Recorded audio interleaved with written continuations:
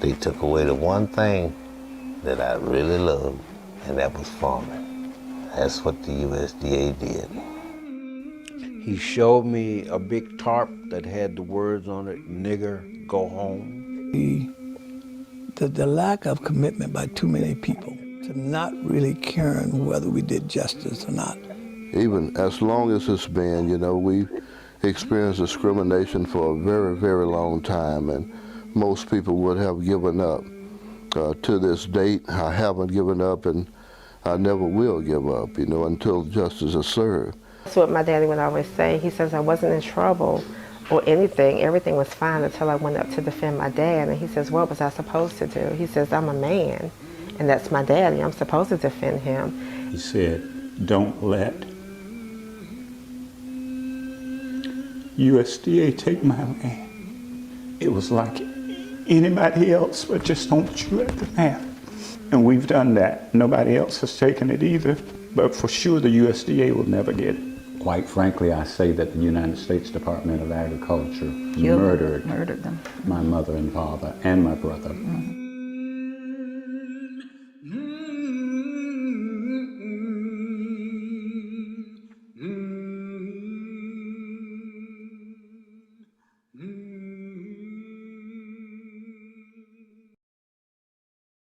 I'm Gary Johnson. I'm the founder of BlackMenInAmerica.com and the host of CalculationsTalkShow.com. I would like to introduce your host for this afternoon's show, the legendary Mr. Harold Bell.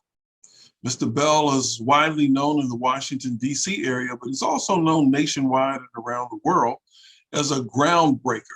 He is the godfather of sports talk radio. He's written a couple of books. He was the first person, Black person, who hosted his own show in prime time on WRC TV4, an NBC affiliate in Washington, D.C. Introduced to get us going here this afternoon, Attorney Lloyd McCurdy. I thank you for being here.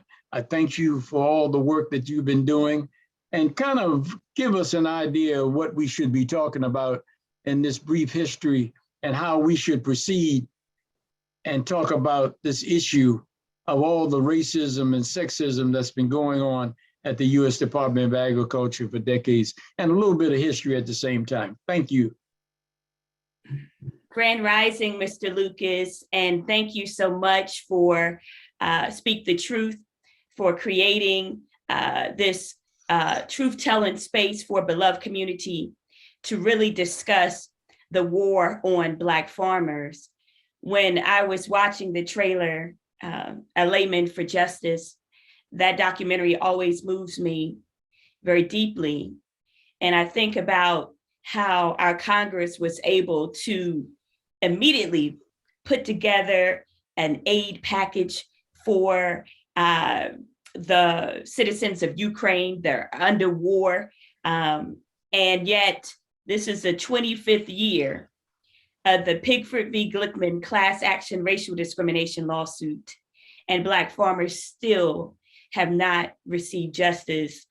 One of the elder farmers, Mr. Eddie Slaughter, a farmer from Buena Vista, Georgia, he often likes to quote the Dred Scott decision.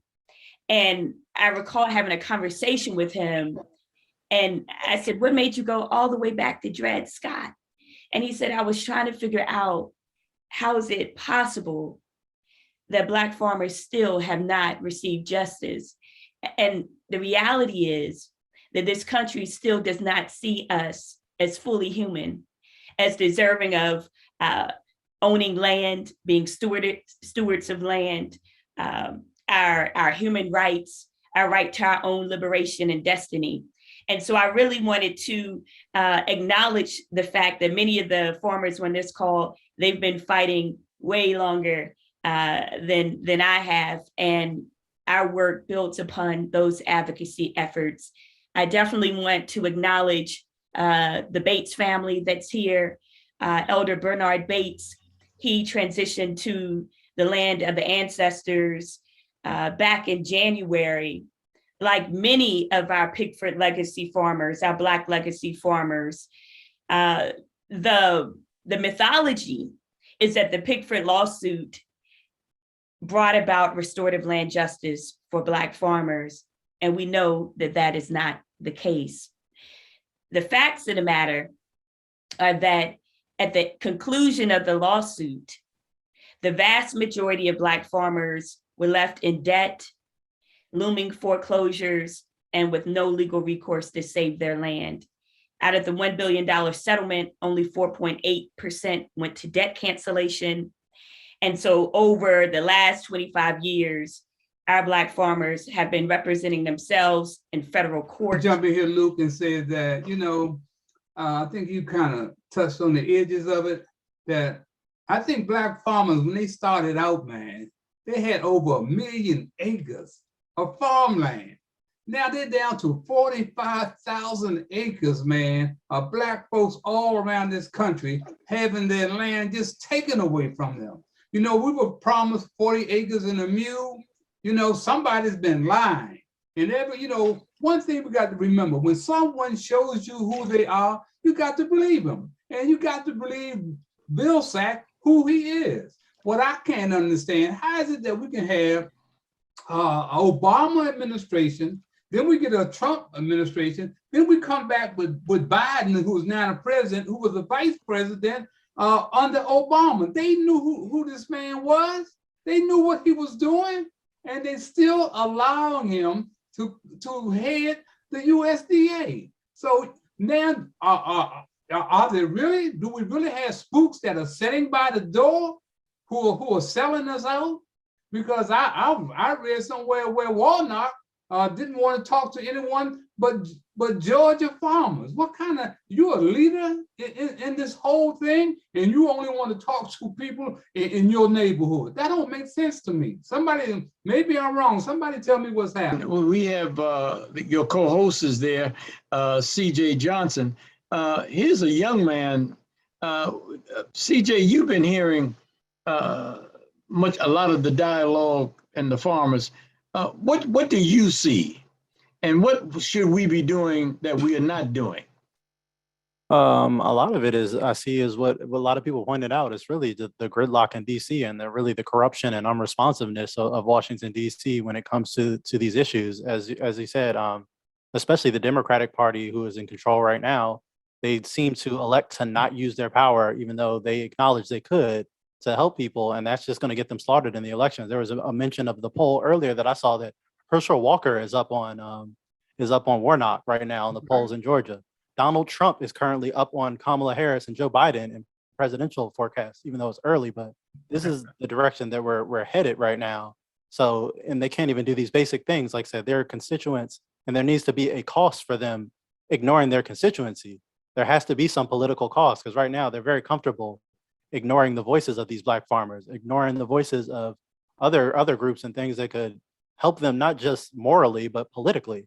So it is frustrating to see Biden lean on his advisors' worst impulses, honestly, and it's not going to help him or the Democratic Party moving forward. And we're going to have more Republicans in office, which is just going to make it even harder to get anything done in terms of progress. So I don't know what more can be done with this administration, honestly. It's going to be, like was stated before, to convince the Biden administration to take some sort of action, which seems to be the conundrum right now. That talks about that. The young professor gave a piece that may, Gary, can you kind of drop that in here? You talking about Jane Elliott? Yes. Claude. I'm talking about Claude. No, he's talking about Jane Elliott. Okay. And I'll show you this one. She's a consultant. I used to work with her.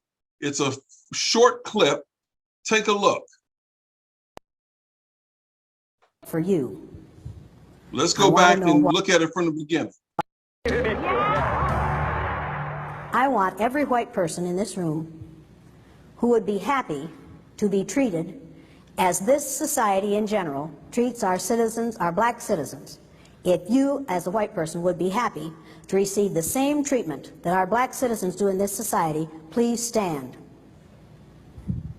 You didn't understand the directions. If you white folks want to be treated the way blacks are in this society, stand. Nobody's standing here. That says very plainly that you know what's happening. You know you don't want it for you.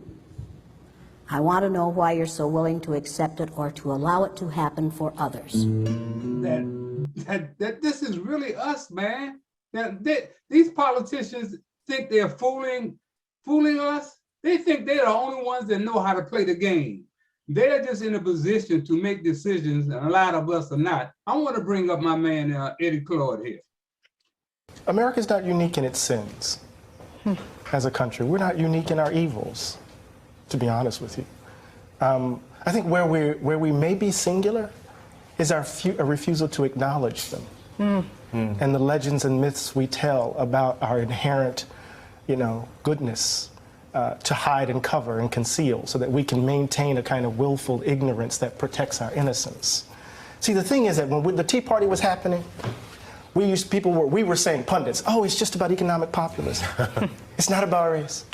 When people knew, social scientists were already writing that what was driving the Tea Party were anxieties about demographic shifts, that the country was changing, that they were seeing these racially ambiguous babies on Cheerios commercials, that the country wasn't quite feeling like it was a white nation anymore. And people were screaming from the top of their lungs, this is not just simply economic populism. This is the ugly underbelly of the country. See, the thing is this, and I'll say this and I'll take the hit on it. There are communities that have had to bear the brunt of America white Americans confronting the danger of their innocence. And it happens every generation. So somehow we have to kind of, oh my God, is this who we are? And just again, here's another generation of babies. Think about it, that 2-year-old had his bones broken by 2 parents trying to shield him from being killed. A woman who has been married to this man for as long as I've been on the planet almost, lost her husband. For what? And so what we know is that the country has been playing politics for a long time on this hatred. We know this. So it's easy for us to place it all on Donald Trump's shoulders.